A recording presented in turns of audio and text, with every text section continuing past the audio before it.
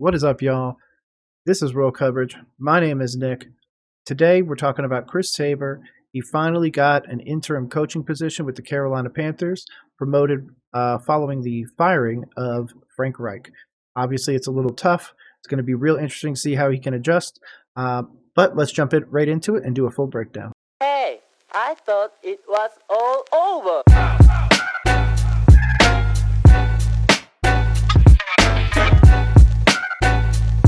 Welcome back to Roll Coverage. I'm your host, Nick. Let's just jump right into this breakdown. This is Chris Tabor finally taking the stand as the interim head coach. All right. Morning, everybody. First and foremost, I'd just like to say this. These are tough times.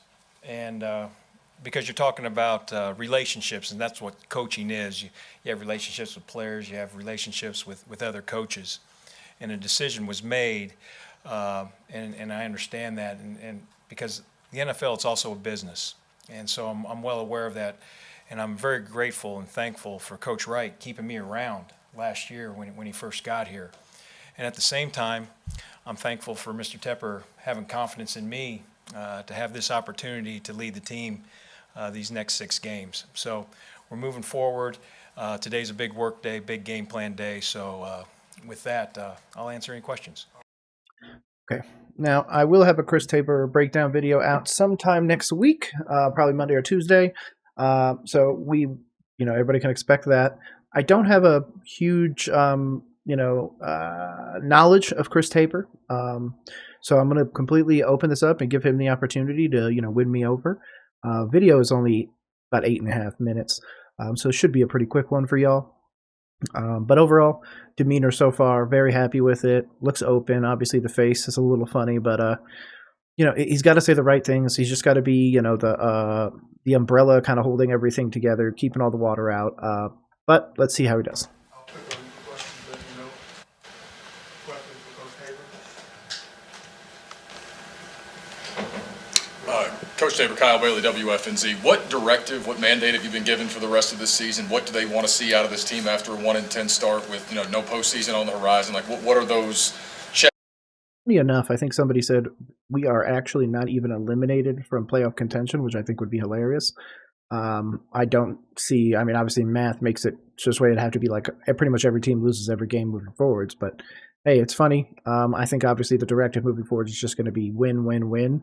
Try and keep everything together. Try and make sure Bryce Young doesn't get murdered on the field or have a season-ending injury that would affect next year. So, checklists that need to be hit. Well, I think obviously everything that we're always trying to do is put ourselves in position to win games, and that's what we're working on. I mean, really what we're doing right now, and I know it's very cliche-ish, but there's a process. And Tuesday's process. We've got to win today to set us up for tomorrow. And if we can do those things, I always say that sets you up for success and gives you an opportunity for success on Sunday. And that's what we're trying to get done. And it's great. Again, pause it in a funny place. Feel free to screen grab it. Slick or Fetty or somebody's going to grab that. But overall, I'm just,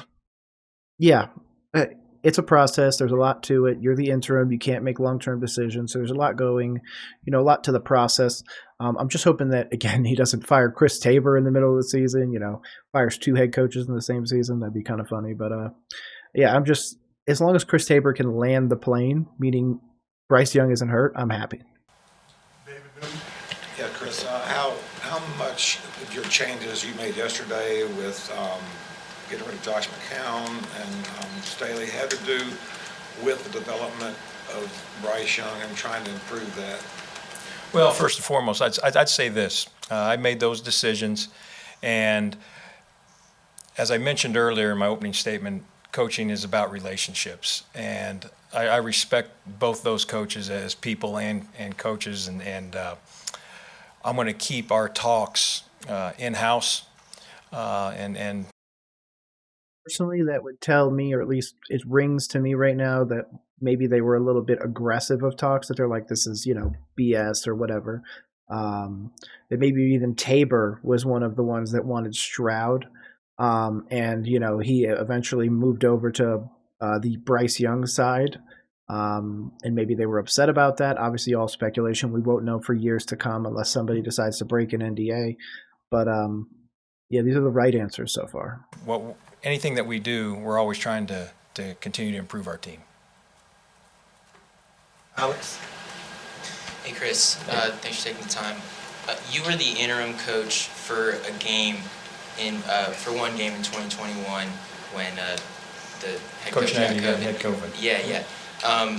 What'd you learn from that experience, and are there any lessons that are transferable into the situation you're in now? No, I think It's funny enough, I keep staring at him and I keep seeing John Gruden because somebody called him Kmart John Gruden or Kmart Chucky. So I thought that's kind of funny. a lot of things that I learned there. It happened a couple times. Also in the spring, Coach got COVID during OTAs, so I was responsible for the team during the week there. And then when we played San Francisco around Halloween, I believe it was. Things that you learn, I mean, I have my special teams area now, and really you just kind of expand everything. You know, I have to oversee offense and defense and game management, but those are a lot of things that I'm always doing anyway. It's just now I just have to have a little bit more of a peripheral view. Yeah. This will be the second and or third play caller that Bryce will be having this year. I do agree that Frank pulling that, and I made a video about it when it happened. I believe it was in the breakdown video where he said he was removing it, that would be the death knell, that he should have just let Thomas Brown have it and just tank it. And meaning that if he's just going to go down with the ship, I don't mean Thomas Brown was going to tank the offense, but just, eat it and just die on that hill. Obviously, he wanted to die with the playbook in his hand. Again, I think this is more psychological for Frank. Again, he was our first quarterback. He threw our first touchdown. So I think it was a bit shitty what David Tepper did to him, did him real dirty. So I just have a really, I'm very angry at the organization right now, we'll say. I don't know how to really put that into words without cursing, but it's defunct at this moment. Will this transition be fluid for him? I think Bryce will do great. Thomas will call the plays, and Thomas has already called the plays, so I think it's very easy. Coach, elaborate a little bit on that with Thomas Brown regaining play calling abilities with Jim Caldwell looking over. Speak a little bit to how that relationship will kind of work and how you will have conversations with him on the sideline. Well, I'm going to let him work, and my job is to help facilitate game management and work from there. But collectively, the offensive staff, they're up there right now, and their game plan, they're all working together. So it's a unified group working towards one common goal. I agree. One of the things to think about, though, is, of course, everybody in that room, including Tabor, now is essentially in a dress rehearsal for another job. Obviously, he could end up being hired as our long-term coach. That'd be great. Stability is always great in organizations. But these guys are also realizing that the writing is on the wall, and that they could also be gone in the offseason or before the offseason, like McCown and Deuce were. So they also need to put their best foot forwards because they need to win to be able to enable them to get that next job, if that's what it really comes to. Or again, just maintain their current job. So everyone's going to have a fire lit under them. I'm sad that Frank had to take the L for it, but I think that's more of a David Tepper thing than a organizational, meaning like I don't think the organization as a whole really wanted him necessarily gone in the middle of the season. That was a David Tepper decision. Brett, I got you. After Brett, we'll go Joe. Chris, in terms of offensive philosophies, because the offense obviously has been an issue all year, have you spoken to Caldwell and Thomas about that changing of the offensive philosophies or anything else that you guys are going to try and change? Or is it going to be status quo? No, we've talked about things, and at the same time. And I'm sorry, the camera keeps moving. It's not me. Whoever the Carolina Panthers cameraman is constantly moving it. He did it in the Tepper conference before this. I just did the breakdown 20 minutes ago, so they might end up being released differently, but this actually happened directly after the David Tepper press conference where he walked off after 13 minutes. So I'm going to probably keep those in-house, and you can't overhaul everything, but I think you can do some things, and we'll work on that. Two-part question. Were you given any sort of assurance, might not be the right word, but were you told you'll have an opportunity to have this gig full-time, and then No, I haven't had that assurance. And to be honest with you, I'm working on today, and that's all I'm focused on. And see, that's okay. Frank would obviously give the very head coach answer. He had to do that in Indy for a few years. So he was kind of grooming himself. I think he's a great offensive coordinator, but this response, his body language and everything, is just a dude that, man, just got promoted a few days ago, so he still doesn't know shit. I mean, obviously he knows plenty. He knows how to do his job. He knows how to do so much, but head coaching, not so much. He's had a few experiences, like the Nagy thing that he talked about against San Francisco and all that. So I like the body language, but again, it's just very like I'm not even fully up to speed yet, so I really can't give you guys answers anyways. Not saying that he's being pompous, but he's probably not 100% informed on the position yet, so there's not really a whole lot to add. And secondly, you were obviously here last year when Steve took over. I do think he was brought in though for stability. Just he's been with the old coaching staff. Been with the new coaching staff. Special teams had a few really good plays. They've been pretty good for the most part. So I think that him being promoted to that was the best option. Giving it to Evero or Thomas Brown really pulls away from the offensive and defensive play calling. Special teams, man, he's only out there on the field really focused for that, for a very short period of the game. So he does make the most sense. Other than like Caldwell or something, but I think he was like the quarterback coach or something. I don't know. No, that was McCown. I'm sorry. What will you take away from how he handled it? You guys finished up pretty strong, obviously. I think there's a lot of things you can learn from that experience right there. I think it still goes back to just winning the day and winning the process. And like I said earlier, I know it's very coach speak and those things, but I do believe that. Because in this business, I mean, the NFL train is always moving, and the NFL monster will eat you at any time, and you need to be prepared, and you need to take the proper steps to set yourself up for success, and that's what we're trying to work on right now. That I liked Wilkes. I knew that Tepper would not give him the position. I don't know the statistics. I'll have to look it up and maybe do something on that, but I'm pretty confident interims normally don't get the head coaching position. It normally goes to somebody else. So being promoted interim doesn't really mean you're going to get an opportunity with your team. It means you're probably going to have to leave to go do something else. So, Coach, in addressing the team after this transition, what was important for you to convey? There were some things that we talked about that I'm going to keep in house. I would can't stand that he keeps saying that, but I understand why he's saying that. Keeping it in house, I completely understand. Just hate it. Say this, and I talk about this in our special teams unit. When you turn the tape on, I just want people to say that's a classy, hard-hitting unit that plays with great unity, and that's probably how I'd sum that up. Somebody's going to go out there, and if you make that shirt and put that quote on it for the Carolina Panthers, I swear I want to cut. That is a great idea that needs to be on a shirt. Somebody needs to sell that merch ASAP. You know what? Don't even give me a cut. Just send me one of them. That's all I want. I need some Panthers merch. I love his. I think Ben had an all-white one with the Carolina thing. Oh, y'all got some great taste in accessories and like fan garb. I love it. Caldwell has a lot of experience. Is that someone you're going to lean on in the background? Oh, 100%. I mean, think about, okay, I'm the interim head coach for 6 games. We have Coach Caldwell down the hall, Coach Capers down the hall, 2 very highly successful coaches and men in this league. So, yes, I go to them quite a bit. A good thing. To be honest, admit it. Nobody knows everything. I think it's great when people accept that they don't know it and are okay with going and getting help from others. That's how you win. You win as a team, and that's how you want to build a long-term franchise. You want to build unity and all that other stuff. So far, I love it. Followed by Sheena.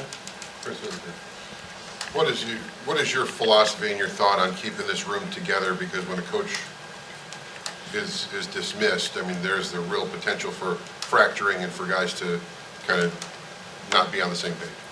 Well, that's why McCown and Deuce were gone. I bet you they got heated, and they were just like, well, then there's the door, goodbye, and then just fired them.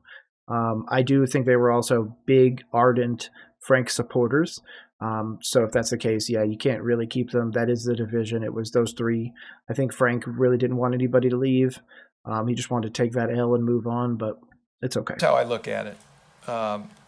The tape is all that matters. That's my resume. How, for example, how my units play, that's my resume. How a player plays, that's his resume. And what I would say to anyone, I've used this before, and because I've been in this situation before, when there's change, all you can handle is what you can do. And you need to take care of your business, because when things change and people begin to review the tape, they're studying you. Do we want to keep this player? Do we want to keep this coach? So it's in your best interest to do your job at the highest level, regardless of what your record is, regardless of what the situation is. I agree with that. And that's why there was a conspiracy theory, or if people have a little bit more evidence, please feel free to bring it back or bring it up. But people were saying that the Panthers players were essentially giving up on the team. And if that's the case, they're putting bad marks in their resume. They're hurting themselves in the long term. But again, it also shows disloyalty. It shows a lot of other stuff. So I would expect a major roster turnover in the offseason. If Tepper really wants to flex, he needs to go into the free agent market and get an offensive line. He needs to go out and get some better receivers. We need to make some trades for some better stuff. I've seen crazy things where people want to trade Bryce Young and stuff already. I think it's too early for that, unless you were literally getting the first pick in this draft, which nobody's going to do. So, it's an interesting one. But again, so far, I'm happy with his press conference. He seems poised. He seems ready. He seems to understand at least, hey, man, I'm here for 6 games, then whatever happens after that happens. He's not necessarily trying to put his thumbprint on it. He's just trying to finish the season, do well, put good tape out there, and then hopefully get an opportunity down the road, or just stay on as special teams coach. Maybe that's all he wants right now, and that's okay. Professional football player, you're a professional coach. Be a pro, and that's how I look at it. We'll take 2 more. We go David, and then we'll go Joe one more time. Chris, why do you think Sheena, we will not forget you. Why do you think that Frank was fired and you're here today as the interim coach? I have no opinion on that. Here's my deal. I'm staying in my lane. I was presented an opportunity, and now, things have changed for me in my role, and that's what I'm just concentrating on. So we'll go Sheena, and then we'll go Joe. You and Jim Caldwell have already made one decision in tandem. Can you share with us what his role will be going forward? I made that decision, and those are always tough decisions. But Parks Frazier will be our quarterback coach, and Coach Caldwell will be in that room helping, and Thomas Brown will be our play caller and coaching the running backs. Last one, we'll go. Chris, are there any players or personnel groupings that you want to change? Maybe get some guys on the field that we haven't seen a lot of these first 11 games? ISM. God, who's the other dude? Oh my God, I'm drawing a blank. We just signed him to the active squad. He had that 40-yard down the left side. I can't remember in the game. Franklin or something like that. I'm sorry, I'm blanking on the name right now. I've had a few of these Smithwicks that my kitchen was getting ripped out, so my repair guy or whatever decided to bring me a 6-pack, and this is the last one. So I get to enjoy this B+ press conference with a nice beer. But yeah, we'll probably shy away from some of those answers right now, and just smart. kind of let the tape and the play speak for itself. Thank you, Coach. Thanks, everybody. So yeah, overall, B press conference. I thought it was good. Didn't think it was the greatest thing in the world. But to be honest with you, can't really expect much. Obviously, at that in real time when this happened, Tepper had just left the stage rather abruptly, had a lot of pointed questions at him and everything like that. So then Chris Tabor came out there, diffused the situation, got Sheena involved, which I thought was great because she did have a question that she wanted to ask Tepper, but he decided to, excuse my French, but baby out and leave. So. Overall, Chris Tabor, you're getting my vote so far. I'm excited. I'm excited to see what's going to happen this week with the Bucks. I'm excited to see what's going to happen in the next 5 weeks after that. But overall, my name is Nick. This is Roll Coverage. I'm going to get out of here. Enjoy the rest of this beer and the rest of my night. Get to enjoy this Oregon-Washington game too. So everybody have a great night.